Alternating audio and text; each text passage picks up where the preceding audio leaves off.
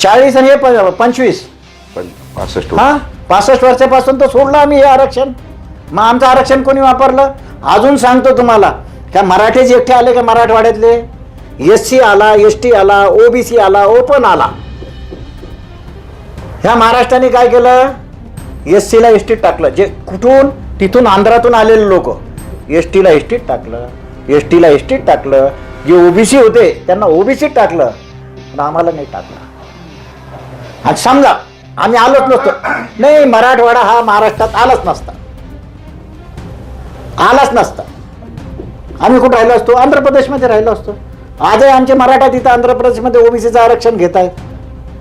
हे समजून घ्या ना. आणि हे ओबीसीच्या नेत्यांना माहिती आहे. ओबीसीचे नेते म्हणतात आरक्षण म्हणजे गरिबी हटावचा कार्यक्रम नाहीये आणि फक्त गॅजेट लागू झालं म्हणजेच आरक्षण मिळालं, हे कसं स्पष्ट करावं? गरिबी हटावचा कार्यक्रम नाहीच आहे ना. आम्ही कुठं म्हणतो गरिबी हटावचा कार्यक्रम आहे हा?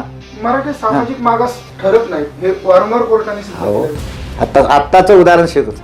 सुक्रे आयोगाकडून रिपोर्ट गेला का नाही? ECBC आरक्षण का बरं मिळालं आपल्याला? हे मराठी आरक्षणात आहे म्हणून सुक्रे आयोग म्हणून 10% ECBC आरक्षण मिळालेलं ना आपल्याला. ओबीसीचा समाज अज्ञानी आहे आणि ओबीसीचे जे नेते आहेत यांनी यांच्या समाजासाठी ओबीसीसाठी काही केलं नाही. हो काय बोलता आता तुम्ही त्यांच्याबद्दल?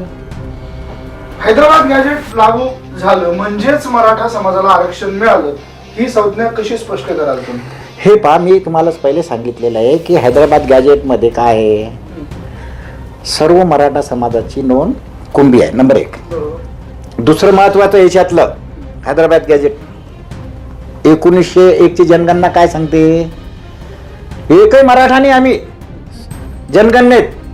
आणि बारकाईने आरक्षणाचा अभ्यास काम करणाऱ्या लोकांना मी सांगतो की जातीचाच उल्लेख येतो ना आरक्षणात.